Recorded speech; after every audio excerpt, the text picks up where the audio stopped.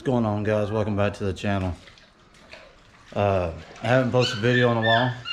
Ain't really a whole lot going on right now.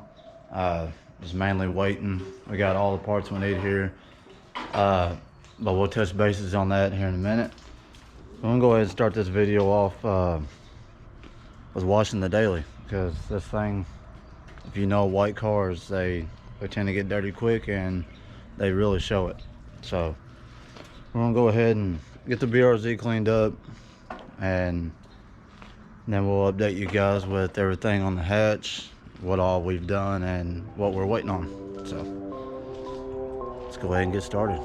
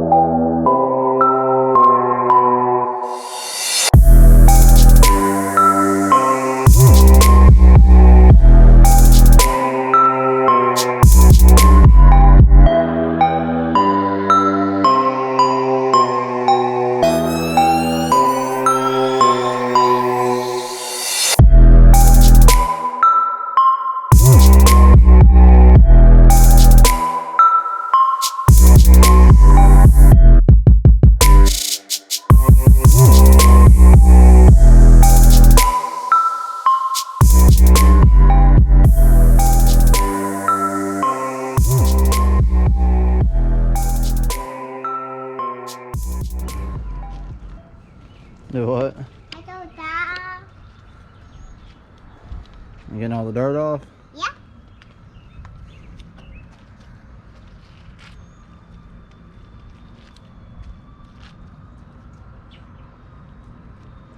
Make sure you get all of it.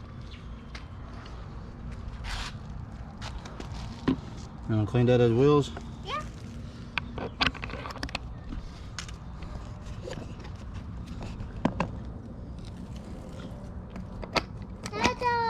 Here.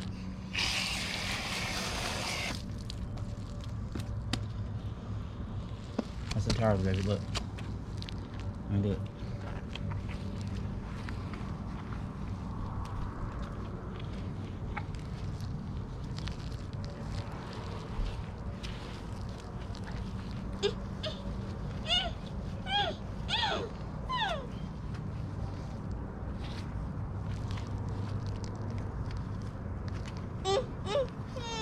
You want to do this other one? Yeah.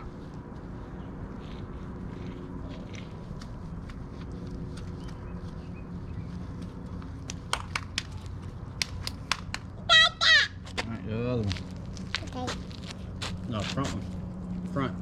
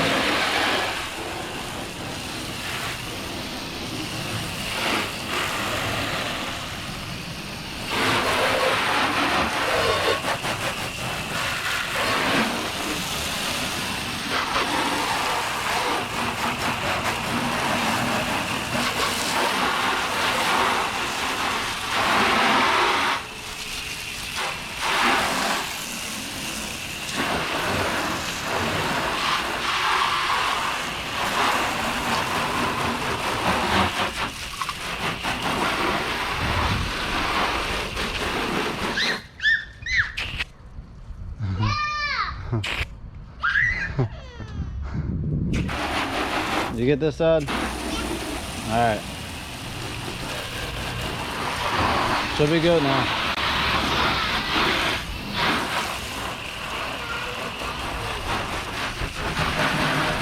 Huh? I sprayed you. No! I got your feet. Why are you so mean? Why ain't? Huh? You know you're on camera, right? Huh? You know you're on camera, right? Did it?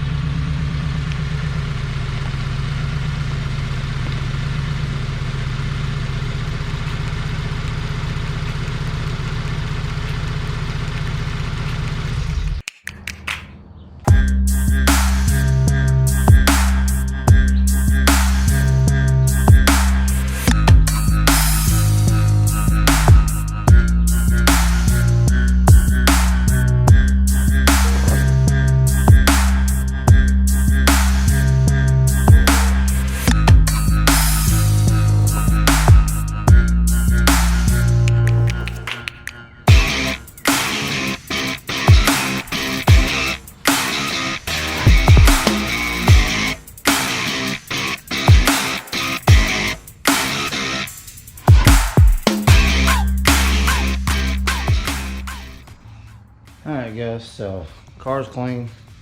Now to the updates on the all-wheel drive hatch. Not really many big updates have happened. Not really a whole lot has changed. It's really at this point with the car, it's all down to the small stuff. So we did get quite a bit of small stuff taken care of. Past couple of days I did have some stuff come in, like small stuff like this right here. You can see the sensor right here, the knock sensor, that got broken off back when I was working on this car in the storage unit, which my oldest that you see in my videos, whenever he was younger, I think he was like 1, maybe not even 1 yet. He's 3 now. So if that tells you anything, that's when the sensor got broke. So I went ahead, and for those of you that have watched my my K-tuned conversion harness video, you see that when we got everything wired up, it came with a little pigtail plug. This guy right here. So it came with this. It's a little 1-pin plug. Now what this plug is for, it's for the knock sensor, but for the K24 style. So what they had done is they sent you already, which I don't know where it's at, but it's somewhere on here. One of these is a knock sensor. So what they done is on the engine harness, they had already got the K20 knock sensor with this style plug, and mine's broken off because of that plastic housing that gets hot and brittle and they break. So that's what had happened in my case. So I went ahead and decided to go the other route, and straight from Honda, I went ahead and ordered the K24 knock sensor, and that has the metal housing, so these are less fragile. So we'll be running that guy, and here's the plug right here. So literally all we gotta do, if we wanted to, we can just depin this and then pin it up to the other one, but we'll probably just cut, splice, and then solder it all up, put some heat shrink on it, clean it up, make it look good, and then just go that route. So we'll be switching that over. So we got knock sensor in, gotta get that thrown on. This is funny right here. So those of you know how long I've been doing this build. I've had this swap. I traded my LSV setup. It was a piston only 13.5-to-1 compression LSV on the 85. So it was a B18 A1 block with a B16 SR2 head. A stock valve train, everything like that. It was just a piston only car. It had other bolt-ons like intake, stuff like that, exhaust. So I traded that swap for this K-swap, full K20A2 with a 6-speed trans. And the only reason why I got that lucky and ran across that trade offer is because this swap needed a crank. But moral of the story, I have had this swap probably going on 4 years, and I have once got a dipstick for this thing. So I finally broke down and I bought one after spending thousands and thousands and thousands of dollars on this car. Couldn't break down and simply buy a $90 dipstick. So broke down and got one. I wanted to get the purple, but they had discontinued the purple. They don't make it no more, which sucks because that would have went perfect with the hardware. As you can see, we went with the yellow valve cover. This is not the valve cover that I'm gonna be using. This is the one that was hanging up on the wall over here. That had the K-Tune sticker on it, so that's why that looks like that. Valve cover is not perfect. I just laid some paint down to where it looked halfway decent, to where I get an idea if that's the route that I want to go. It's not fully bolted down. It don't even have a valve cover gasket on it. The gasket and stuff, everything is all new on this guy right here. The tube seals and all. So that's just a mock-up valve cover, and I think that's what I'm gonna do. I'm gonna go yellow on the valve cover, kind of change it up, make the engine bay pop, and the purple and yellow go good together. So that's why I really wanted the purple dipstick, but we got this one. It'll work. So it'll help tie in with this guy right here. So we got that to install. I'm sure a few of you already watching this right now know about the whole wiring setup and stuff, and my actual new battery location. And we made a mount for our ECU, made a cover out of leg stand, just small stuff here and there. So we'll just briefly go over the wiring, what all I've got done, and yeah, then I'll show y'all that mount. It turned out pretty good. So we'll start back here at the pumps. Went ahead and got our grounds connected together. The ground will come up, and I gotta get a place for here. Just still gotta ground the pumps out. So I just got my ground fed through here. Got the main wire for the pumps coming up into this yellow wire with our Revline fuel pump relay kit. Got it coming in here, so it comes into the relay. Got our ground right here, nice and convenient. And then our other two wires come off. The blue goes to your switch if you're running a switch panel, like a toggle switch panel. So the blue wire, I had extra red, so I just spliced into that and ran our wire along the side of the car on the inside, and that goes to our toggle switch for the fuel pumps, which is right here. So once we flip that switch, it'll send current through. So that's what this red wire is. And then this other red wire comes from the actual red on the relay, and it goes straight to the battery. So that is where our battery is actually going to sit. I'm either going to buy me a box or two, I'll try building one. But I want to build a box for the battery to sit in, just to keep it away from that area.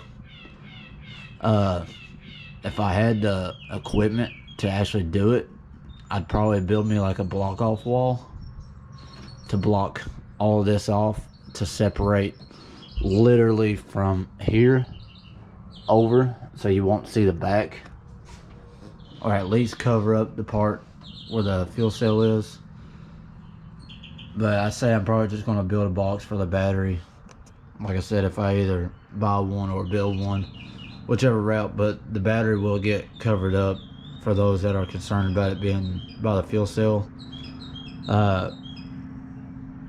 Other than that, everything's pretty straightforward. I just had made the power wire the positive side for the battery, and that is what goes up to the starter, and then it'll daisy loop over to the alternator how everything already was.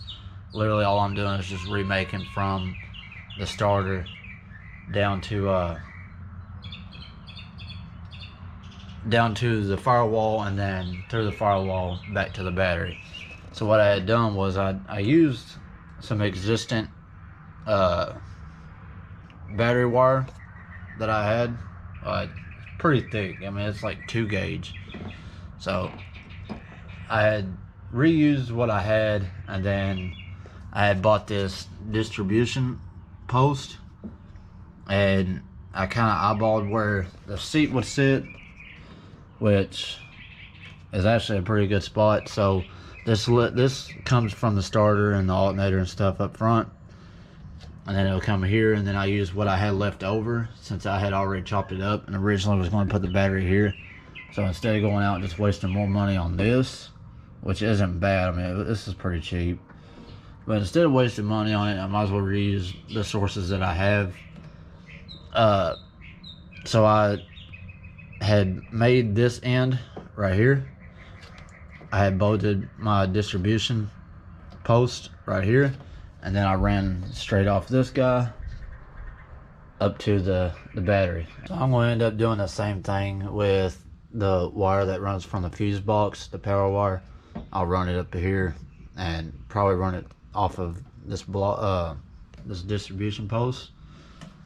But now that you've seen this guy, there's our mount that we made. Our Lexan ECU cover.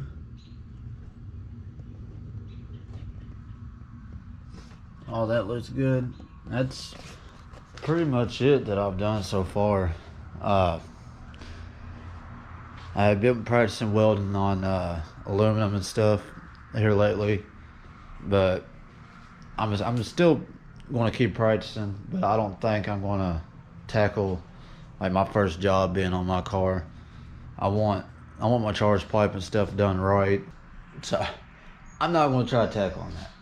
I know most of you probably thinking, you just keep pushing, do it.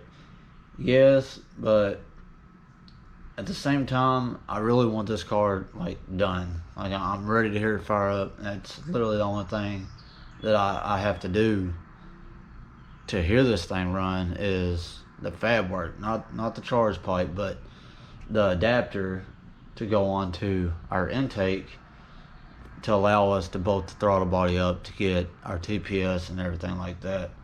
That's what I'm needing to hear the car run. So I'm just going to go ahead and I'm going to send the car to my buddy, which is like 20 minutes from my house. He's got 20 plus years in welding, aluminum, stainless, I mean, you name it. But his work speaks for itself. So we will be making another video on that whenever the time comes. I got my deposit ready. That's all he really needed in order for me to drop the car off. I have all the parts to get it done, so I'm just literally just waiting on him for the thumbs up to bring the car. We were hoping for it to be this weekend. Today's Saturday. We were hoping for it to be this weekend, but he had some stuff come up with his work, and it just ain't gonna be this weekend. So whenever whenever he gets a chance, whenever he's free and he's not tied up with his life or his job or anything like that, then that's when we'll be taking the car. So we're ready on our end. We're just waiting for the green light on his. So I'm in no rush. I'm not going to bug him about it or nothing like that. Just let the man do his thing and let me know when he's ready. So that's pretty much everything on the car that we've made changes to or added to so far. Fingers crossed soon we will be getting this thing up on the trailer and getting it hauled off to get all the fabrication done. And once it comes back, it should be ready to start up. And I'm absolutely excited. I can't wait. So it's like the biggest moment that we've been waiting for this thing. So that's gonna be all for this video. I'm gonna get off here. Figure I'd give you guys a little update, keep you all in the loop since it's been about a week or so since I have uploaded. So I figured I'd go ahead and upload something and just give you all some content, just give you some updates. So hopefully next week or so the car goes into fab work, it'll come back, be ready to start, and it's pretty much game on from there. So we're going to end it right here with this video. That'll be all, and we'll see y'all in the next one. Until I'm out, peace. I out, Pete. Yeah, hit the camera. With your hand.